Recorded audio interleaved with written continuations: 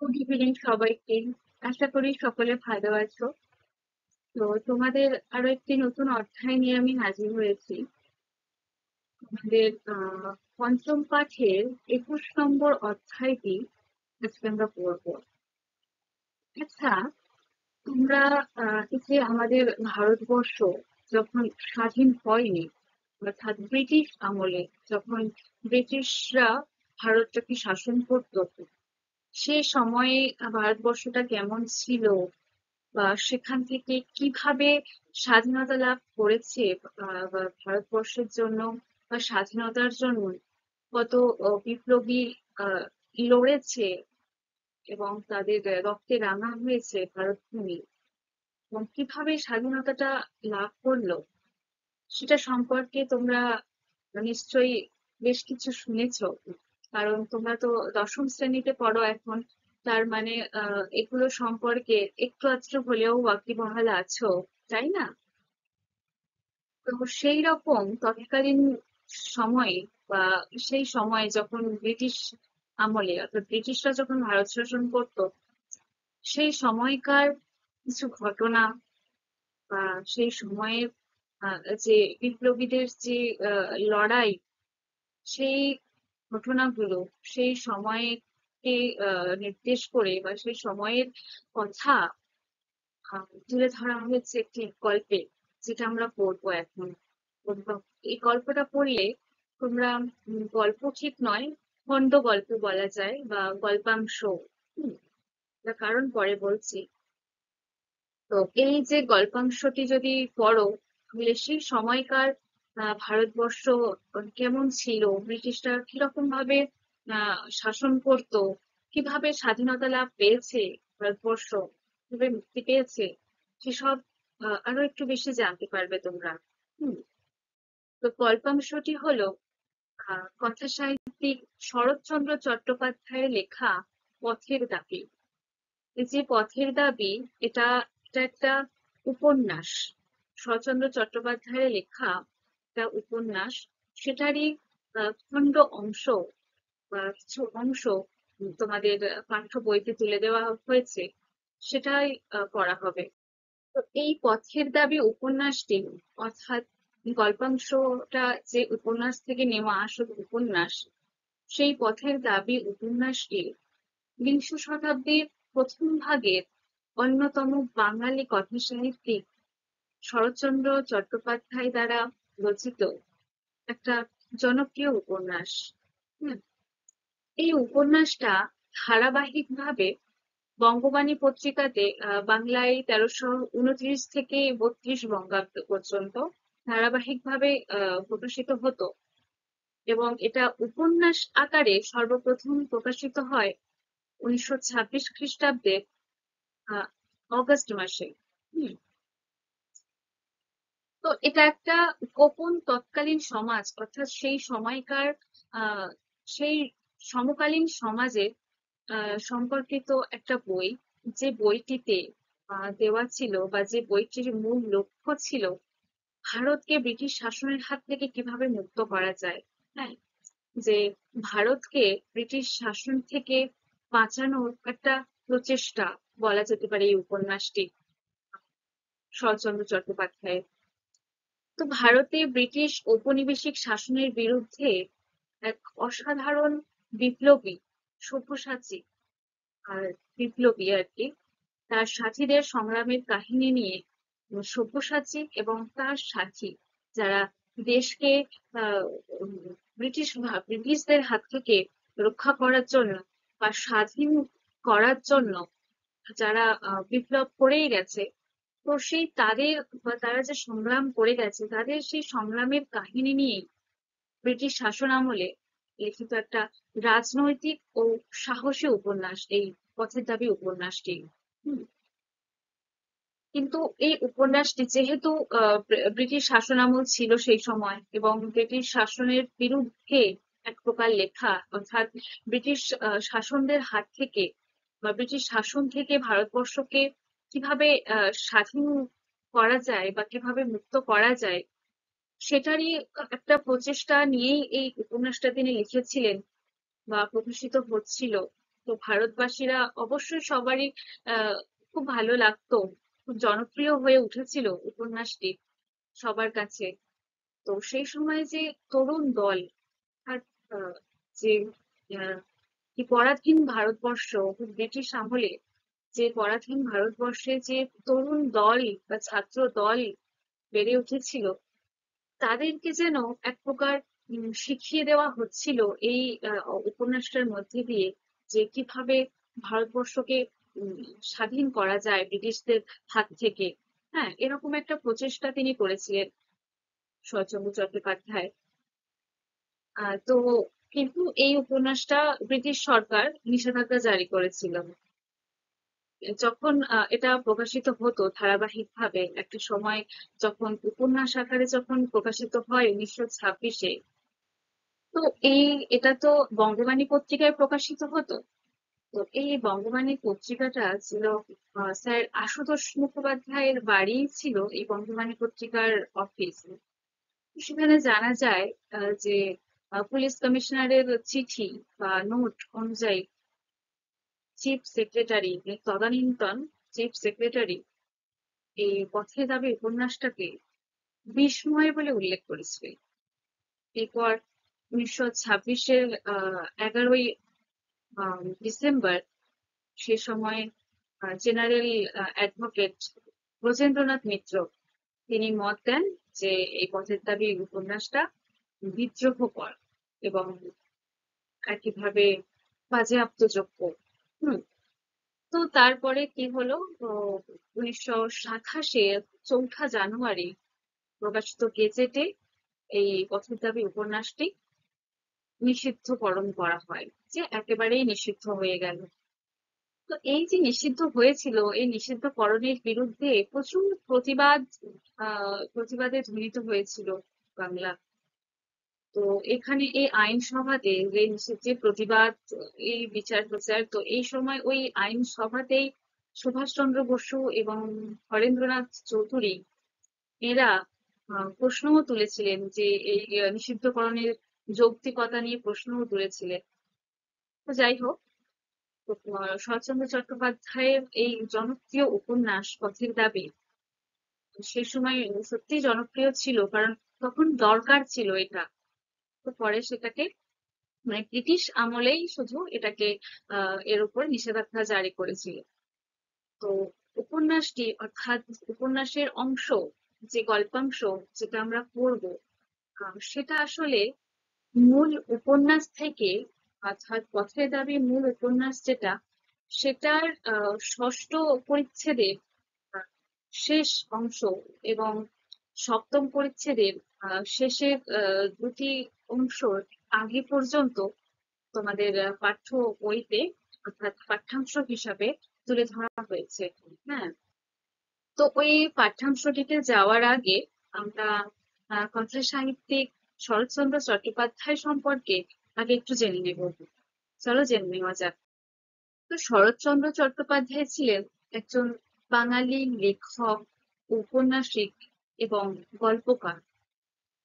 তিনি দক্ষিণ এশিয়ার এবং বাংলা ভাষার একজন খুবই জনপ্রিয় একজন কথা সাহিত্যিক ছিলেন। তো এই বিখ্যাত কথা সাহিত্যিক, তার জন্ম হয় 1876 খ্রিস্টাব্দের 15ই সেপ্টেম্বর হুগলি জেলার দেবান্দপুর গ্রামে। তার পিতার নাম ছিল মতিলাল চট্টোপাধ্যায় এবং মা ছিলেন ভুবনমোহিনী দেবী। শরৎচন্দ্র চট্টোপাধ্যায়ের ডাকনাম ছিল ন্যাড়া। হুম। এবং তিনি বেশ আহ, অনেক লেখালেখি তিনি তার ছদ্মনামে করেছেন। তো তার কিছু ছদ্মনাম সেগুলো আমি তোমাদের সামনে তুলে ধরেছি: অনিলা দেবী, অপরাজিতা দেবী, শ্রী চট্টোপাধ্যায়, অনুরূপা দেবী, শ্রী পরশুরাম, শ্রীকান্ত শর্মা, শ্রী সুরেন্দ্রনাথ গঙ্গোপাধ্যায়, STC লারা, এই সমস্ত ছদ্মনাম নিয়ে তিনি প্রচুর উপন্যাস, গল্প আহ তিনি লিখেছেন। হুম। তার এই এত গোটা জীবনে তিনি যে প্রচুর সাহিত্যিক তো ছিলেন, তো একাধারে তিনি গল্পকার, ঔপন্যাসিক ও ছিলেন। তো তার ফলে তিনি প্রচুর গল্প, উপন্যাস, প্রবন্ধ তিনি লিখে গেছেন। তো সেগুলোর কিছু উল্লেখযোগ্য লেখাগুলো তোমাদেরকে জানাবো। তো সেগুলোর সবগুলো নয়, সব তো অনেক।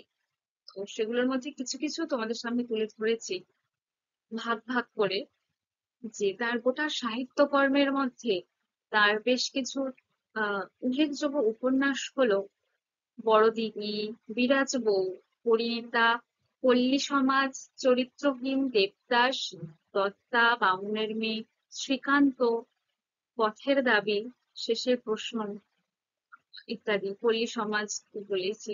তো এছাড়াও বেশ কয়েকটি তার উপন্যাস রয়েছে। তিনি যেমন ঔপন্যাসিকও ছিলেন, অর্থাৎ কথা সাহিত্যিক ছিলেন, তেমনি বেশ কিছু গল্পও তিনি লিখেছেন। মন্দির, বিন্দুর ছেলে, এই যে মন্দির গল্পটি তার প্রথম আহ প্রকাশিত তার গল্প এটা। বিন্দুর ছেলে, মেজদিদি, নিষ্কৃতি, দর্পচূর্ণ, স্বামী, সতী ইত্যাদি আরো প্রচুর প্রচুর গল্প রয়েছে তার লেখা। কয়েকটি প্রবন্ধ উল্লেখ করা হয়েছে, যেগুলির মধ্যে উল্লেখযোগ্য হলো নারীর মূল্য, তরুণের বিদ্রোহ, স্বদেশ ও সাহিত্য, শিক্ষার বিচার, সাহিত্য ও নীতি ইত্যাদি। নাটক, তিনি মূলত 4টি নাটক, এবং সেগুলো তিনি আলাদা করে লেখেননি। তিনি যে সমস্ত উপন্যাস লিখেছিলেন সেগুলো থেকে ট্রান্সফার করা আর কি নাটকটা, মানে উপন্যাস থেকে নাটকে রূপান্তর করা হয়েছে। সেগুলো হলো 4টি, যে ষোড়শী, রমা, বিজয়া আর বিরাজ বউ। এগুলো উপন্যাস থেকেই রূপান্তরিত করা নাটক। ঠিক আছে। তো তার এই গোটা সাহিত্য জীবনে তিনি শুধুমাত্র যে আহ, আহ, এই ভারতবর্ষ বা বাংলায় নয়, গোটা এশিয়া, দক্ষিণ এশিয়াতেও তিনি প্রচন্ড পরিমাণে জনপ্রিয় ছিলেন। তার বেশ কিছু উপন্যাস বা গল্প, সেগুলো চলচ্চিত্রাকারেও প্রকাশিত হয়েছে বা চলচ্চিত্র হয়েছে। সেগুলোর মধ্যে সব থেকে তো উল্লেখযোগ্য বা সব থেকে তোমরাও শুনে থাকবে দেবদাস, তার লেখা। সেটা তো বাংলা, হিন্দি এগুলোতে চলচ্চিত্র হয়েছে, বা যেটাকে মুভি বলে একটা। তো মুভি হয়েছে। এছাড়াও তো প্রচুর, তার অসংখ্য বলা যায় যে প্রচুর প্রচুর লেখা চলচ্চিত্রায়িত হয়েছে। যে পরিণীতা, তার উপন্যাস, উম, এবং বিরাজ বউ, বড় দিদি। বড় দিদি নামে তো ধারাবাহিক ভাবে যে সিরিয়াল টাইপের হয় না এখন, যে দেখা যায়, তো সেটা তেলেগুতে হয়েছিল ওরকম, ধারাবাহিক ভাবে হতো। এছাড়া তো বামুনের মেয়ে, তারপর আহ স্বামী, হুম এগুলো হয়েছে। বিন্দুর ছেলে, এগুলো নাটক আকারে বলো বা মুভি বলো, আর যাই বলো, ওই রকম আকারে ধারাবাহিক ভাবে বা চলচ্চিত্রায়িত হয়েছিল তার বেশ কিছু উপন্যাস এবং গল্প। তো সেই জন্য তার বেশ কিছু রচনাও অন্যান্য ভাষায়ও সেখানে ট্রান্সলেট করে সেখানে খুবই জনপ্রিয় হয়েছে এরকম, তেলেগু, তামিল এরকম ভাষায়। তো সেই জন্য শরৎচন্দ্র চট্টোপাধ্যায় খুবই জনপ্রিয় একজন কথা সাহিত্যিক বলা যায়, শুধু বাংলায় নয়, আহ দক্ষিণ এশিয়ায়ও তিনি প্রচন্ড পরিমাণে জনপ্রিয় ছিলেন। তো তার এই গোটা সাহিত্য কর্মের জন্য তিনি বেশ কিছু পুরস্কার এবং সম্মাননাও পেয়েছিলেন। তার মধ্যে 1903 খ্রিস্টাব্দে তিনি কুলতলিন পুরস্কার পেয়েছিলেন, কুন্তলিন পুরস্কার। এছাড়া তিনি 1923 খ্রিস্টাব্দে আহ, কলকাতা বিশ্ববিদ্যালয় তাকে জগত্তারিণী স্বর্ণ পদক পুরস্কারে পুরস্কৃত করেছিল। এবং 1934-এ বঙ্গীয় সাহিত্য পরিষদের সদস্য পদ হিসাবে তিনি নিযুক্ত হতে পেরেছিলেন। এবং ঢাকা বিশ্ববিদ্যালয় 1936 খ্রিস্টাব্দে তাকে ডিলিট প্রদান করেছে। হুম, তো এই তার পুরস্কার এবং সম্মাননা যেগুলো তিনি পেয়েছিলেন। তো তিনি যে এত আহ জনপ্রিয় ছিলেন এবং এত ভালোভাবে আহ সমাজ বা রাজনৈতিক, ঐতিহাসিক, এই এই যে বিশেষ করে তার সমস্ত উপন্যাসের রচনায় বেশিরভাগ তৎকালীন সমাজের এবং অর্থাৎ যে সামাজিক এবং রাজনৈতিক দিকটি তার লেখার মধ্যে ফুটিয়ে তুলতেন। হুম। তো তার জন্য তিনি যথেষ্ট জনপ্রিয় ছিলেন, যার ফলে তিনি দুটো নাম, তিনি উপাধি পেয়েছিলেন, যে অপরাজেয় কথাশিল্পী বলে এবং বাংলার ডিকেন্স বলে তিনি উপাধি পেয়েছিলেন। তো এই বিখ্যাত কথা সাহিত্যিক, যার 1938 খ্রিস্টাব্দে 16ই জানুয়ারি তার মৃত্যু হয়। তো যেহেতু তোমরা দশম শ্রেণীতে পড়ো, তো আহ, লেখক সম্পর্কে অবশ্যই তোমাদের জানা উচিত। পরীক্ষায় না আসলেও তোমাদের এগুলো জানা উচিত, সেজন্য এরকম ডিটেলে তোমাদেরকে বললাম বা আলোচনা করলাম। বুঝতে পেরেছো? এরপর আসছি যে আমাদের গল্প অংশ বা পাঠ্যাংশ, পথের দাবি। তো যে পাঠ্যাংশটা তুলে ধরা হয়েছে সেটা আমরা এখন পড়ে দেখবো, চলো।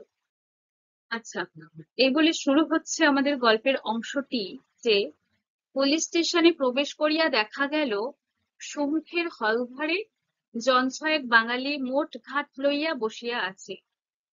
তো এই যে গল্পটি আহ সাধু ভাষায় লেখা, সেগুলো আমি তোমাদের অবশ্যই সহজ সরল ভাবেই বোঝানোর চেষ্টা করব।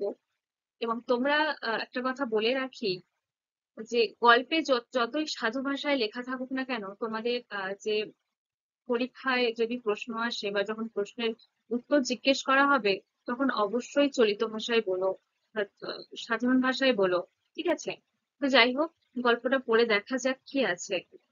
তাহলে কি আছে শুরুতে, যে পুলিশ স্টেশনে প্রবেশ করিয়া দেখা গেল সম্মুখের হলঘরে জন ছয়েক বাঙালি মোটঘাট লইয়া বসিয়া আছে। অর্থাৎ পুলিশ স্টেশনে যাওয়ার পর, প্রবেশ করা মানে ঢোকার পর কি দেখা গেল না, সম্মুখের হলঘরে, সম্মুখ মানে সম্মুখ, যেটার মানে সামনে। অর্থাৎ সামনের যে হল ঘর, যে বড় একটা খোলামেলা একটা জায়গা থাকে বারান্দা টাইপের, সেটাকে হলঘর বলা হয়। সেরকম একটা ঘরে, তার সামনে সেরকম একটা ঘরে জন ছয়েক, অর্থাৎ 6 জন মতো বাঙালি মোট ঘাট লইয়া। মোট ঘাট মানে কি, যে পুটুলি। আগের দিনে দেখো না, যে এখন যেমন ট্রলি ব্যাগ ইত্যাদি সব হয়েছে, তখন পুটুলি ফুটুলি নিয়ে যাওয়া আসা করতো না। তো সেই জন্য মোট ঘাট বলেছে, যে মোট, অর্থাৎ পুটুলি নিয়ে বসে রয়েছে। অর্থাৎ পুলিশ স্টেশনে যাওয়ার পর দেখা গেল যে সামনের হলঘরটাতে যে 6 জন মতো বাঙালি তাদের পুটুলি নিয়ে বসে রয়েছে।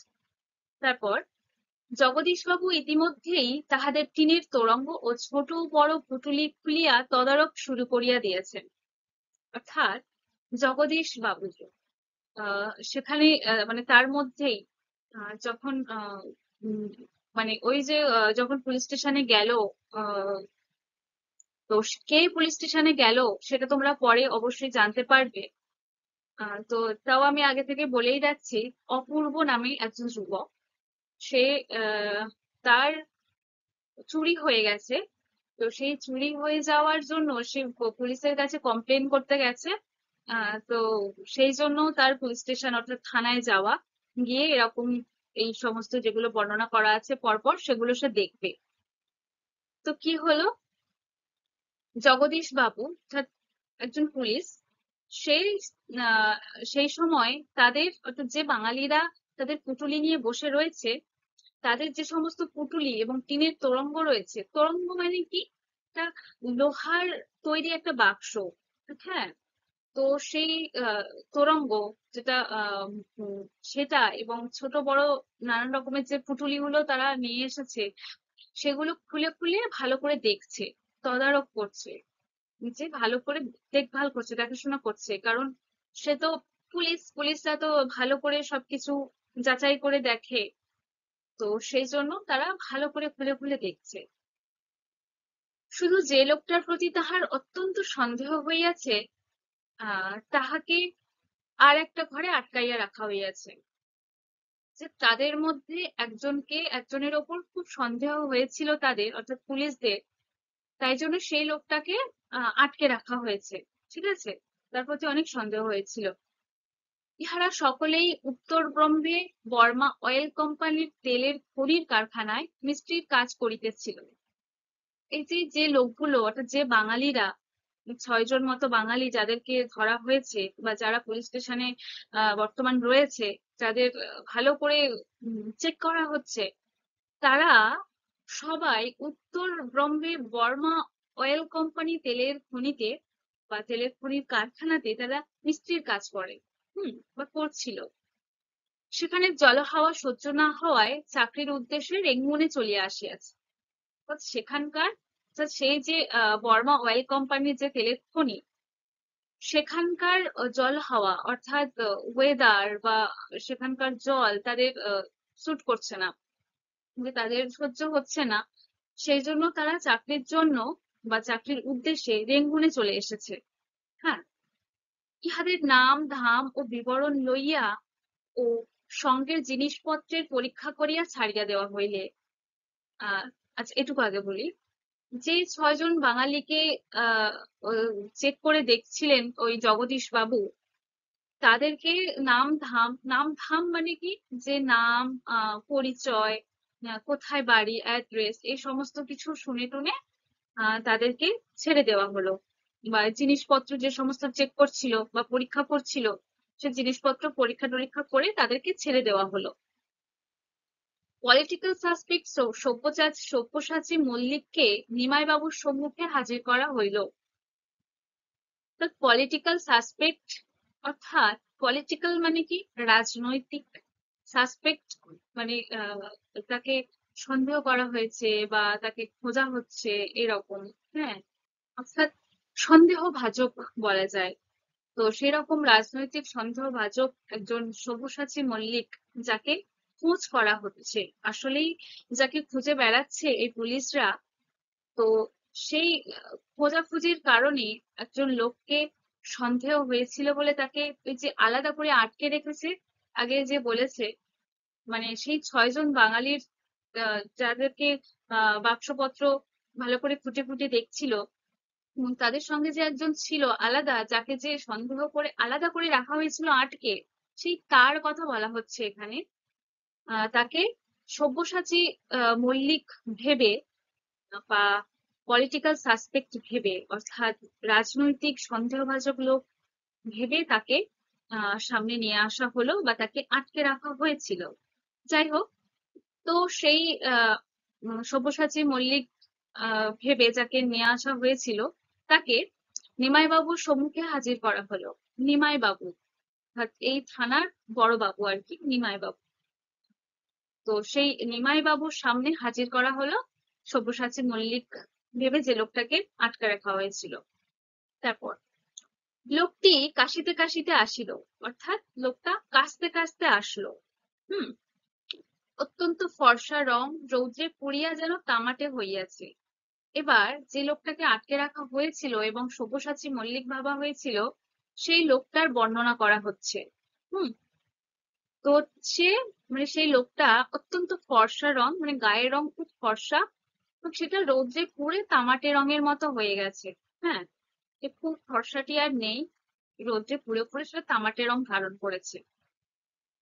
সহসা আশঙ্কা হয়, আচ্ছা তার আগের লাইন, বয়স 30-32-এর অধিক নয়, কিন্তু ভারী রোগা দেখাই। যে লোকটার বয়স খুব বেশি নয়, 30-32-এর মতো বয়স হবে বা তার বেশি হবে না, কিন্তু খুব রোগা। হুম, সে লোকটা খুব রোগা। এইটুকু কাশির পরিশ্রমেই সে হাঁপাইতে লাগিল। এই যে কাশির পরিশ্রম, মানে কাশতে যতটুকু পরিশ্রম লাগে, সে কাশতে গিয়েই সে যেন অনেক দুর্বল হয়ে পড়েছে বা হাঁপাতে লেগেছে সে। হ্যাঁ, সে কতটা দুর্বল সেটা বোঝা যাচ্ছে। তো সে এতটাই দুর্বল যে একটু কেশেই সে অনেক হাঁপিয়ে পড়েছে। তারপর সহসা আশঙ্কা হয়, সংসারের মেয়াদ বোধ করি বেশি দিন নাই। আশঙ্কা হয় অর্থাৎ ভয় হয় যে দেখলেই অনায়াসে মানুষ বুঝতে পারবে বা তারও মনে আশঙ্কা জন্মাবে যে সংসারের মেয়াদ বোধহয় আর বেশি দিন নেই। তার মেয়াদ বলতে যে তার ধার্য সময় বা কাল, যে সে এই সংসারে বেশি দিন নেই, অর্থাৎ সে আর বেশি দিন বাঁচতে পারবে না, এটা এটা মনে হচ্ছে। ভিতরের কি একটা দুরারোগ্য রোগে সমস্ত দেহটা যেন দ্রুত বেগে ক্ষয়ের দিকে ছুটিয়াছে। অর্থাৎ লোকটাকে দেখে এরকমটা মনে হচ্ছে আর কি, যে তার ভিতরে যেন কোনো একটা দুরারোগ্য রোগ রয়েছে, অর্থাৎ যে রোগটা সারবার নয় বা কঠিন রোগ, যেটার জন্যই যেন দেহটা খুব তাড়াতাড়ি হয়ে যাচ্ছে। হুম। তো সেই জন্য সে তার যেন এই পৃথিবীতে বা এই সংসারে তার বেশি দিন যেন বাঁচা হবে না, এরকম মনে হচ্ছে লোকটাকে দেখে। কেবল আশ্চর্য সেই রোগা মুখের অদ্ভুত দুটি চোখের দৃষ্টি। লোকটাকে দেখে এতই দুর্বল মনে হচ্ছে, বা মনে হচ্ছে যে সে পৃথিবীতে বেশি দিন বাঁচতে পারবে না, কিন্তু তার ওই যে রোগা শীর্ণ মুখ, তার মধ্যে তার দুটো চোখের দৃষ্টি যেন বড় অদ্ভুত। কেমন? সে চোখ ছোট কি বড়, টানা কি গোল, দীপ্ত কি প্রবাহহীন, এ সকল বিবরণ দিতে যাওয়াই বৃথা। যে চোখটা, মানে চোখের আকার বা বর্ণনা, সে ছোট বা বড় হোক, টানা হোক বা গোল হোক, দীপ্ত হোক বা প্রবাহহীন হোক, সেটা ম্যাটার করছে না, বা সেটা বলতে যাওয়াই বৃথা। যে সেগুলোর কোনো বিষয়ই নয়, বলার মতোই নয়। অত্যন্ত গভীর জলাশয়ের মতো কি যে তাহাতে আছে, অর্থাৎ তার যে চোখ জোড়া, তার যে আকার বা বর্ণনা, সেটা ম্যাটার করছে না। ম্যাটার করছে তার চোখটা যেন অত্যন্ত জলাশয়ের মতো। হ্যাঁ, যে গভীর জলাশয়ের মতো। হয় না, অনেকের চোখ দেখলেই মনে হয় যে কত কিছু বলছে যেন চোখ দুটো। হুম, ওই চোখের মধ্যেই বোঝা যায় যে তার মধ্যে কতটা সাহস, বা কত কিছু দেখা যাচ্ছে, এরকমটা মনে হয়ে থাকে। তো আবার যেমন আমরা ছোটবেলায় গল্প শুনেছি, ঠাকুমার ঝুলিতেও বা এরকম রূপকথার গল্প আমরা অনেক শুনেছি, যে কোনো রাজকন্যার প্রাণ ভ্রমরা দেখো ওই অনেক গভীর জলের তলায় লুকিয়ে আছে। হুম। তো এই যে এই লোকটির চোখটা এতটাই গভীর, বা এত গভীর জলাশয়ের মতো, মনে হচ্ছে যেন এই চোখের মধ্যেই যেন তার প্রাণ ভ্রমরা লুকিয়ে রয়েছে, বা লুকিয়ে রাখা হয়েছে। এই চোখ জোড়াই যেন সব। হ্যাঁ, এরকমটা মনে হচ্ছে, এতটাই গভীর। ভয় হয় এখানে খেলা চলিবে না, সাবধানে দূরে দাঁড়ানোই প্রয়োজন। অর্থাৎ চোখ দুটোই যেন বলে দিচ্ছে তার মনোবল, বা তার ভিতরের তেজ ঠিক কতটাই দৃঢ়। হুম। যে এখানে কোনো খেলা চলবে না, অর্থাৎ কোনো ছলাকলা বলো বা কোনো রকম চালাকি চলবে না। এই চোখটা যেন সবকিছুই জানে, বা সবকিছুই যেন ভস্ম করে দিতে পারে, এরকম একটা দৃঢ় মনোবল, বা দৃঢ় একটা গভীর চিন্তা ভাবনা, গভীর একটা দেখতে পাচ্ছে সেই লোকটির চোখের মধ্যে দিয়ে। হুম।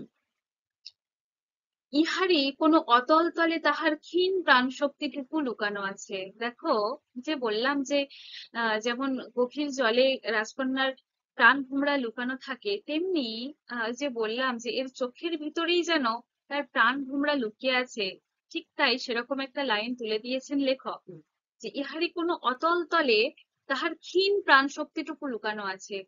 যে তার শরীরটা এত মানে রোগাগ্রস্ত, বা মানে রোগে গ্রস্ত, বা এত রোগা দেখে মনে হচ্ছে যেন আহ বেশি দিন বাঁচবে না পৃথিবীতে।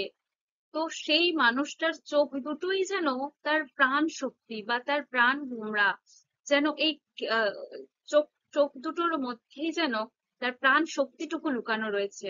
হ্যাঁ, মৃত্যুও সেখানে প্রবেশ করতে সাহস করে না।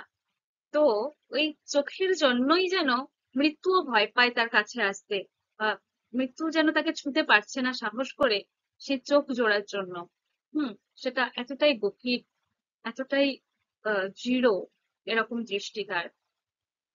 আচ্ছা, তারপর কেবল এই জন্যই যেন সে আজও বাঁচিয়ে আছে, যে মৃত্যু তাকে ভয় পাচ্ছে, বা মৃত্যুও যেন সাহস পাচ্ছে না চোখ জোড়াটার জন্য তার প্রাণ নিতে, সেজন্যই যেন সে আজও বেঁচে আছে। না হলে হয়তো কবে তার এমন দুর্দশা, এমন অবস্থা, সে হয়তো কবেই মারা যেত, এরকমটা মনে হচ্ছে। অপূর্ব মুগ্ধ হইয়া সেই দিকে চাহিয়া ছিল। অপূর্ব এগুলো ভাবতে ভাবতে এবং এগুলো দেখতে দেখতে, অর্থাৎ সে মুগ্ধ হয়েই দেখছিল সেই লোকটার চক্ষুদ্বয়। তো তারপর কি হচ্ছে, হুম। সহসা নিমাইবাবু তাহার বেশভূষার বাহার ও পারিপাট্যের প্রতি অপূর্ব দৃষ্টি আকৃষ্ট করিয়া সহাস্যে কহিলেন, বাবুটির স্বাস্থ্য গেছে, কিন্তু শখ 16 আনাই বজায় আছে, তা স্বীকার করতে হবে। কি বলো অপূর্ব? এখানে দেখছি প্রথমেই শুনেছিলে যে মানে এখানে গল্পের শুরুতে ছিল যে একটি যুবক পুলিশ স্টেশনে পৌঁছে এই সমস্ত ঘটনা দেখছে। তো এই যে লোকটার নাম এখানে রিভিল হলো, যে লোকটার নাম অপূর্ব বা যুবকটির নাম অপূর্ব। হুম। আবার এখানে দেখতে পাচ্ছ যে যে আহ, আহ, নিমাই বাবু, যে থানার বড় বাবু, সে অপূর্বকে চেনে, তাই না? তোমাদের তো মনে হতেই পারে যে কি হলো বিষয়টা, যে অপূর্ব তো পুলিশ স্টেশনে রিপোর্ট করাতে সে সমস্ত কিছু দেখছে, তাহলে নিমাই বাবু ওর নামটা জানলো কি করে? ও তো এখনো কিছু বলেনি। তো বলছি, অর্থাৎ এই উপন্যাসটা পুরোটা পড়লেই তোমরা প্রথম থেকে হয়তো জানতে পারতে, মাঝপথ থেকে একটু অংশ বা খণ্ড অংশ তোলা তোমাদের জন্য।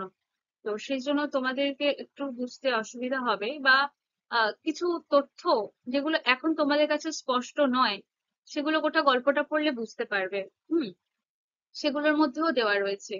তো আমি আগে একটু ক্লু দিয়ে বলছি, যাতে তোমাদের আরো একটু বুঝতে সুবিধা হয়। যে এই অপূর্ব তার এই নিমাই বাবু অপূর্বকে চেনে আগে থেকে। অপূর্বর বাবার বন্ধু ছিলেন নিমাই বাবু, এবং অপূর্বর বাবা নিমাই বাবুই অপূর্বর বাবাই নিমাই বাবুকে তার চাকরিটাও করিয়ে দিয়েছিলেন। তো সেই সূত্রে অপূর্বকে চেনেন নিমাই বাবু। যাই হোক, গল্পে ফেরা যাক। কি বলছে? হুম। সহসা নিমাইবাবু তাহার বেশভূষার বাহার ও পারিপাট্যের প্রতি অপূর্ব দৃষ্টি আকৃষ্ট করিয়া সহাস্যে কহিলেন। অর্থাৎ দৃষ্টি আকৃষ্ট করিয়া মানে এই যে সেখানেই অপূর্ব তো মুগ্ধ হয়ে তার চোখ জোড়া দেখছিল। তো নিমাই বাবু তার দিকে যাতে দৃষ্টি দেয়, বা তার কি বলে বেশভূষা বা যে পোশাক সে পরে আছে সেটার দিকে যদি দৃষ্টি দেয়, সেই জন্য তাকে সেই উদ্দেশ্য করে তাকে এরকম করে তিনি বলছেন যে উম, বা বেশভূষার বাহার ও পারিপাট্য অর্থাৎ সে তার স্টাইল, সে কেমন ভাবে সেজে রয়েছে, সেগুলোর দিকে ইঙ্গিত করে বা দৃষ্টি আকর্ষণ করার জন্য বলে তিনি বলছেন যে বাবুটির স্বাস্থ্য গেছে, কিন্তু শখ 16 আনাই বজায় আছে, তা স্বীকার করতে হবে। কি বলো অপূর্ব? ধ্যাৎ, আহ অপূর্বর নামটা টেনে বললেন যার জন্য, যে যাতে অপূর্ব তার বেশভূষা এবং স্টাইল বা কেমন ভাবে রয়েছে সেটার দিকে যাতে ওর চোখ যায়। তো বলছে যে বাবুটির স্বাস্থ্য গেছে। বাবুটি বলতে এখানে সেই লোকটির কথা বলা হয়েছে, যাকে সব্যসাচী মল্লিক ভেবে যাকে আটকে রাখা হয়েছিল এবং তাকে আহ, আনা হয়েছে তাদের সামনে তার জরিপ করার জন্য। তো যাই হোক, সেই লোকটার, তো সে তো খুবই রোগা এবং খুব অসুস্থ প্রকৃতি। তো সেই জন্য নিমাইবাবু বলছেন যে বাবুটির স্বাস্থ্য গেছে, কিন্তু শখ 16 আনাই বজায় আছে। তা তার বেশভূষা দেখে এবং তার যে মানে তার ড্রেস পরার ধাঁচ দেখে এরকমটা মন্তব্য করছেন নিমাই বাবু, যে তার শখ মন্দ নয়, যে শখ ভালোই রয়েছে এরকমটা। তারপর এতক্ষণে অপূর্ব তাহার পরিচ্ছদের প্রতি দৃষ্টিপাত করিয়া মুখ ফিরাইয়া হাসি গোপন করিল। অর্থাৎ অপূর্ব তো এতক্ষণ তার চোখ জোড়া দেখছিল, যে চোখ জোড়া বড় অদ্ভুত গভীর দৃষ্টি। তো হঠাৎ এরকম নিমাই বাবুর বলাতে তার চোখ যায় তার ড্রেস আপের ওপর, অর্থাৎ তার বেশভূষার ওপর, সে কেমন কি পরিধান করে আছে, অর্থাৎ সে কেমন ধরনের ড্রেস পরে আছে, পোশাক পরে আছে, সেটার উপর তার চোখ যায়। তো দেখেই তার অনেক হাসি পেয়ে গেল, কিন্তু ওটা তো থানা, পুলিশ স্টেশন, সেখানে সহাস্যে বা জোরে হাসা, এটা তো ভালো দেখায় না বিষয়টা। এবং কোন একটা আহ লোকের তার জন্যই বা তার কারণে তার সামনেই যদি হাসা হয়, তার খারাপ লাগতে পারে। এই সব কিছু হয়তো ভেবে অপূর্ব আহ তার বেশভূষা দেখে তার খুব হাসি পেয়েছিল, কিন্তু সে মুখটা ফিরিয়ে হাসিটা কন্ট্রোল করে নিয়েছে। হুম। তারপর তাহার মাথার সম্মুখ দিকে বড় বড় চুল, কিন্তু ঘাড় ও কানের দিকে নাই বললেই চলে, এমনি ছোট করিয়া ছাঁটা। অর্থাৎ লোকটির মাথায় সামনের দিকে, সম্মুখে মানে সামনে, তো সামনের দিকে অনেক বড় বড় চুল, আর পিছনের দিকে একদম ছোট ছোট চুল, নেই বললেই চলে। যেমন এখনকার ছেলেরা চুল কাটে দেখবে যে পিছনের দিকে একদম জিরো, আর সামনে অনেক বড় বড় চুল স্টাইল দেয় যেরকম করে। তো সেই রকম করে চুল কাটা ছিল এই লোকটার, যে সামনে বড় এবং পিছনে নেই বললেই চলে এরকম। এবার দেখো, এটা এখনকার ট্রেন্ড হয়ে দাঁড়িয়েছে যাই বলো, এখনকার ছেলেরা এরকম করে চুল কাটে, কিন্তু এটা সেই সময়কার, হ্যাঁ, তো সেই 1925-26 সেই সময়কার কথা। তো সেই সময় যদি এরকম তখন তো এসবের সঙ্গে তো লোকজন পরিচিত ছিল না, বা এরকম হঠাৎ করে সামনে বড় বড় চুল পিছনে কিচ্ছু নেই, তার উপরে আসছে আরো বিবরণ, যেটা শুনলে সত্যি হাস্যময় কথা, বা হাস্যময় তার আহ বেশভূষা। তো কি হলো, সামনে বড় বড় চুল আর ঘাড়ে কানের দিকে একদমই চুল নেই, একদম ছোট ছোট করে ছাঁটা। তারপর মাথায় চেরা সিঁথি অপর্যাপ্ত, তৈল নিষিক্ত। আর এই সামনে যে বড় বড় চুল, সেটার আবার মাঝখান থেকে সিঁথি করা, অর্থাৎ মেয়েরা যেমন মাঝখান থেকে সিঁথি করে করে চুল বাঁধে, তো এখানে এই লোকটার একটা ছেলের আহ, অনেক বড় বড় সামনে চুল, এবং মাঝখান থেকে সেটা সিঁথি করে দুই ভাগ করে ফেলা আছে, এবং সেটাতে অপর্যাপ্ত তৈল নিষিক্ত। অপর্যাপ্ত মানে কি, যে পরিমাণের যতটা প্রয়োজন তার থেকেও বেশি, তো প্রয়োজনের বেশি তৈল নিষিক্ত, অর্থাৎ তেল দেওয়া রয়েছে। হুম। তো এমনি বড় বড় চুল সামনে দুটো ভাগে ভাগ করে রেখেছে সিঁথি দিয়ে, তাতে আবার প্রয়োজনেরও বেশি চপচপে করে তেল দেওয়া রয়েছে। যেমনটা তোমরা হয়তো দেখে থাকবে যে মায়েদের কাছে মাথায় তেল দিতে বসলে, মানে মেয়েদের কথাই বলছি, একদম চপচপে করে তেল মাখিয়ে দেয়। তো সেই সেই চপচপে করে তেলের থেকেও যেন বেশি এই আহ এই লোককে। যাই হোক, তারপর কঠিন রুগ্ন কেশ হইতে নিদারুণ নেবুর তেলের গন্ধে ঘর ভরিয়া উঠিয়াছে। সে যে তেল চপচপে করে মাথায় লাগিয়েছে, সেই কঠিন রুগ্ন কেশ, কঠিন বলতে যে খড়খড়া এবং রুগ্ন, মানে চুলটা মানে সেরকম ভালো নেই, মানে একদম খড়খড়া হয়ে রয়েছে। হ্যাঁ, মানে কি বলে, রাফ হয়ে গেছে এরকম, ড্রাই ড্রাই। মানে ড্রাই বলতে শুকনো নয়, মানে ওই আর কি, কি বলে, মানে রাফ একদম। তো সেই যাই হোক, ওই কঠিন রুগ্ন চুল থেকে নিদারুণ নেবুর তেলের গন্ধে ঘর ভরিয়া উঠিয়াছে। সে সে কিসের তেল মেখেছে না, নেবুর অর্থাৎ লেবুর তেলের গন্ধ, অর্থাৎ লেবুর গন্ধওয়ালা তেল সে মেখেছে। তো সেই তার মাথা থেকে এতটাই লেবুর তেলের গন্ধ বেরোচ্ছে যে গোটা থানা যেন, বা সেখানে জায়গাটা পুরোটা লেবুর তেলের গন্ধে পুরো জায়গাটা ম ম করছিল, গোটা জায়গাটায় গন্ধ ছড়িয়ে গেছে এরকম। তারপর গায়ে জাপানি সিল্কের রামধনু রঙের চুড়িদার পাঞ্জাবি, মানে চুড়িদার পরেনি, তোমরা যেটা যেরকমটা ভাবছো, চুড়িদার পাঞ্জাবি মানে এক ধরনের পাঞ্জাবি হয় যেগুলো নর্মাল, যেরকমটা হয় কিভাবে, যে পুজোতে পরে, সরস্বতী পুজো, দুর্গা পুজো, অনেক বা কোনো অনুষ্ঠান বাড়িতে যে সমস্ত ডিজাইন করা পাঞ্জাবি পরে থাকো ছেলেরা, তো সেই রকম এক ধরনের পাঞ্জাবি, সেটা জাপানি সিল্কের, এবং রং রামধনু রং। ঠিক আছে, তো জাপানি সিল্কের রামধনু রঙের একটা চুড়িদার পাঞ্জাবি সে পরেছিল। তারপর তাহার বুক পকেট হইতে বাঘ আঁকা একটা রুমালের কিয়দংশ দেখা যাইতেছে। তার বুক পকেটে, অর্থাৎ যে পাঞ্জাবিটা পরেছিল তার বুক পকেটে একটা বাঘ আঁকা একটা রুমাল কিয়দংশ, মানে কিছুটা অংশ দেখা যাচ্ছে। তো যে অংশটুকু দেখা যাচ্ছে তাতে একটা বাঘের ছবি আঁকা আছে, সেটা দেখতে পাওয়া যাচ্ছে। যাই হোক, তারপর হুম, উত্তরীয়ের কোনো বালাই নেই। উত্তরীয় মানে যে ছেলেরা পাঞ্জাবি পরলে যে ওড়না মতো যেটা নেয়, তো সেটাকে উত্তরীয় বলে। তো এখানে সেরকম ওড়না টাইপের কিছু নেয়নি, মানে উত্তরীয় কোনো নেই, কিছুই পরেনি। পরনে বিলাতি মিলের কালো মখমল পাড়ের সূক্ষ্ম শাড়ি।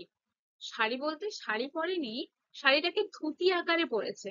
হ্যাঁ, সেটা বিলাতি মিলের আহ কালো মখমল পাড়ের সূক্ষ্ম শাড়ি, সেটাকে নিয়ে সে আহ ধুতি আকারে পরেছে। পায়ে সবুজ রঙের ফুল মোজা, পায়ে মোজা পরেছে, সেটা আবার ফুল মোজা, একদম ভর্তি করা, একদম হাঁটু অব্দি যেরকমটা হয়। হুম। হাঁটুর উপরে লাল ফিতা দিয়ে বাঁধা। লাল ফিতা দিয়ে বাঁধা মানে হয় না যে আহ, মোজাটা যখন ঢিলা হয়ে যায় বারবার খুলে যেতে থাকে, তো সেই রকম তার মোজাটার হাল ওরকম। তো সেই জন্য সে হাঁটুর উপরটা লাল ফিতে দিয়ে বেঁধে রেখেছে যাতে মোজাটা খুলে পড়ে না যায়।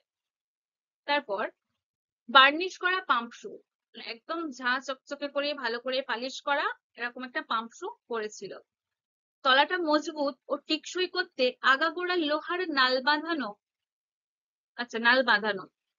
এই যে পাম্প শুটার তলাটা অনেক মজবুত এবং টিকসই করতে আগাগোড়া, যে পাম্প শুটার পুরো মাথার দিক থেকে এবং পিছন দিক থেকে পুরোটাই কি করা আছে না, লোহার নাল বাঁধানো আছে।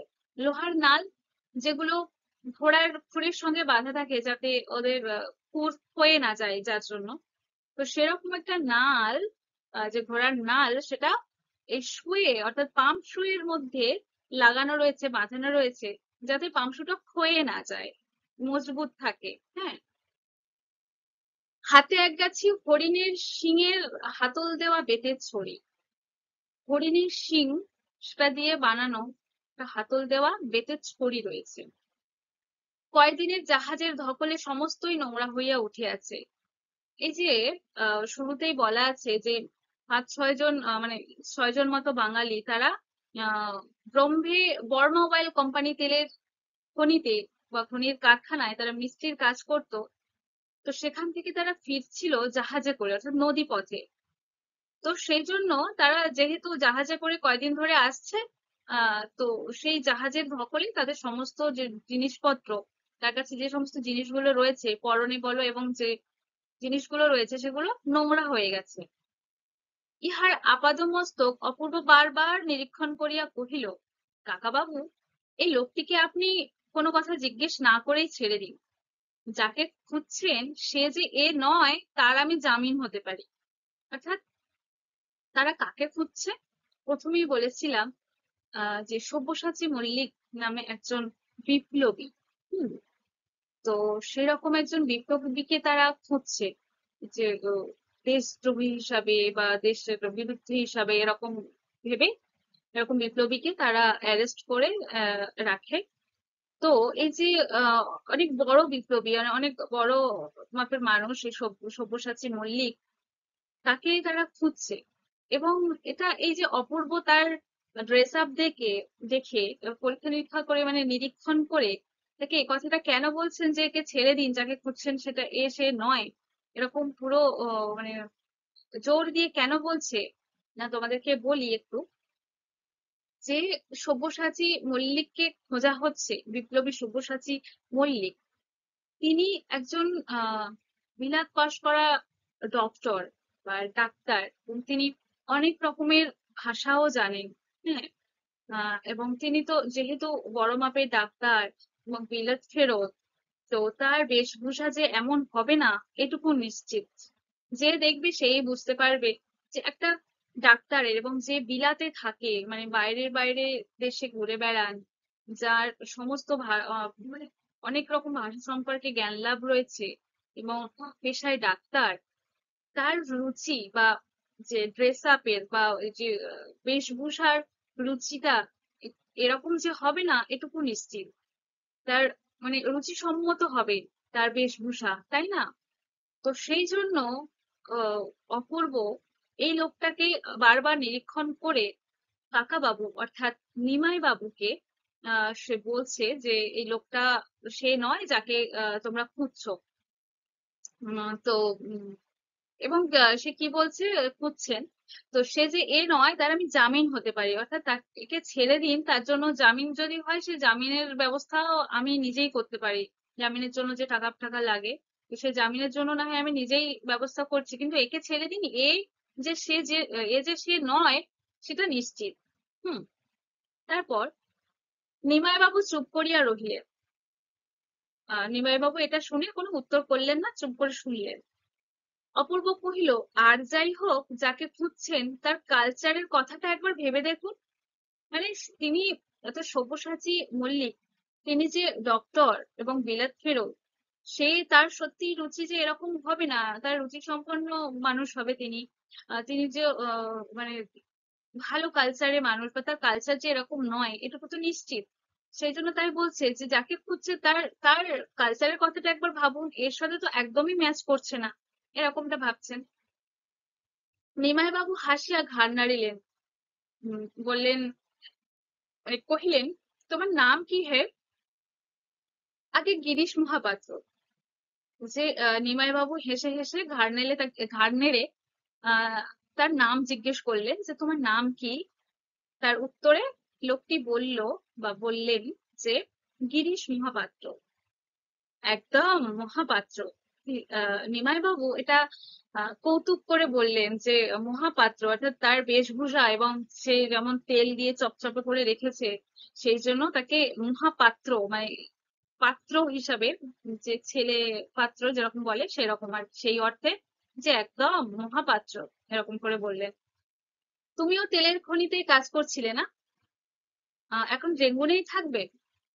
তো ওই নিমাই বাবু লোকটিকে জিজ্ঞেস করলেন যে তুমিও তো তেলের খনিতেই কাজ করছিলে, তাই না? এখন রেঙ্গুনেই থাকবে? যে এই যেটা রেঙ্গুনে সে এসেছে, তো তাই জিজ্ঞেস করলেন যে রেঙ্গুনে থাকবে কিনা। তোমার বাক্স বিছানা তো খানা তল্লাশি হয়ে গেছে, দেখি তোমার ট্যাঁকে এবং পকেটে কি আছে। সে যে সমস্ত জিনিস নিয়ে আসছিল, বাক্স এবং বিছানা, সেগুলো খানা তল্লাশি অর্থাৎ ভালো করে চেক করে দেখেছে, তাতে কিছু পায়নি। এবার ট্যাঁক, ট্যাঁক মানে কোমরের কাছে কোনো জিনিস গুঁজে রাখা, তো সেই জায়গাটাকে ট্যাঁক বলে। তো তাই বলছেন যে তোমার ট্যাঁকে এবং পকেটে কি আছে দেখি। তার বিছানা এবং বাক্স চেক করে দেখেছি, কিছু পাননি। এবার তার ট্যাঁক বা কোমরের কাছের অংশ যেখানে গুঁজে রাখি সেটা এবং পকেটটা চেক করে দেখতে চাইছেন। তা আচ্ছা, আমাদের হাতে সময় নেই, তো এই গল্পের পরবর্তী অংশ আমরা পরের ক্লাসে আবার আলোচনা করব। ঠিক আছে? তো যেটুকু পড়ালাম অর্থাৎ এই লেখক সম্পর্কিত তথ্য এবং এই গল্পের শুরুটা কিছুটা অংশ পড়ানো হয়েছে, তো আশা করছি বুঝতে পেরেছো। এবং এইটুকুর মধ্যে যেটুকু যদি বুঝতে না পারো আমাকে পরের ক্লাসে অবশ্যই জিজ্ঞেস করো। ঠিক আছে? তো এখানেই আমি আমার ক্লাস শেষ করছি। দেখা হচ্ছে পরের ক্লাসে এই গল্পের পরবর্তী অংশ নিয়ে। ধন্যবাদ।